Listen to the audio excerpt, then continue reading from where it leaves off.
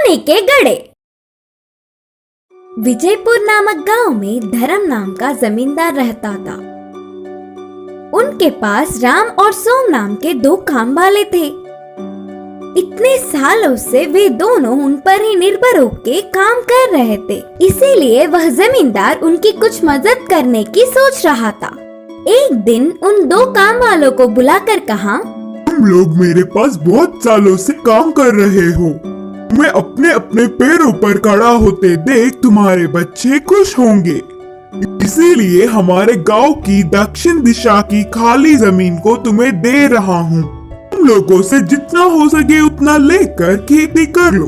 इधर के पेड़ों और पत्थरों को हटाने में तो थोड़ा समय लग ही जाएगा, इसीलिए 5 साल तक तुम्हारा कर्ज भी माफ कर रहा हूँ।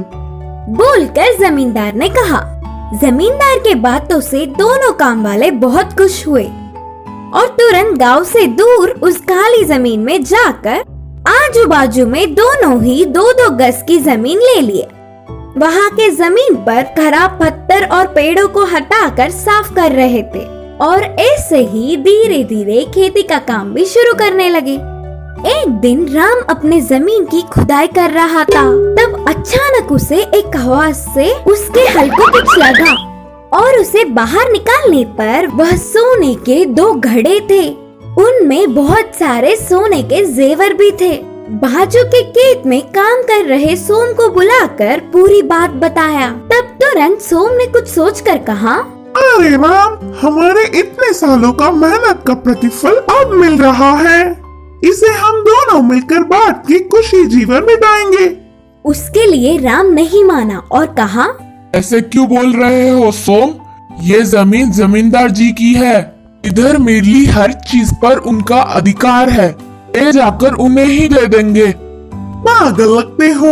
इन सोने के घड़ों के बारे में किसी भी नहीं पता, इसीलिए हम ही ले लेंगे। बोलकर सोम ने कहा, ठीक है, फिर आज रात तक सोच कर बताऊंगा। बोलकर उन्हें घर ले गया राम। राम पूरी रात बहुत सोचकर सुबह ही जमींदार के पास जाकर उन कीमती जेवरों को देकर खेत की ओर चल पड़ा। फिर राम को कोसता हुआ उसके जमीन में भी कुछ कीमती मिलेगा ही करके ध्यान से धीरे धीरे जगह जगह सोम ढूंढने लगा। उसकी सोच के मुताबिक ही दोनों सोने के घड़े उसे भी मिले और सोम की खुशी का हद ही नहीं रहा। बाजू के खेत के राम को यह बात पता ना चले, इसका ध्यान रखा और उन्हें घर ले जाकर छुपा दिया। वह पूरी रात सोम को नींद ही नहीं आई। अगले दिन सुबह ही बिना किसी को खबर पड़े शहर जाकर उन जेवरों को एक बड़े सेठ को दिखाकर और वह सेठ ने उन जेवरों की जांच करके नकली है बोलकर नक्की कर दिया। अब ना कुछ कर पाते हुए उदास होकर घर आ गया सोम। अगले दिन ही जमींदार ने अपने घर राम और सोम को बुलाया। जेवरों से भरी उन सोने के घड़ों को मैंने ही उस जमीन में गाड़ा था। मेरी इस परीक्षा में राम सफल हुआ। मुझे धोखा देने की सोचने वाले सोम की जमीन भी राम को ही दे रहा हूँ। अब से वह पूरे 4 गज की जमीन पर ईमानदार से काम कर लेगा राम।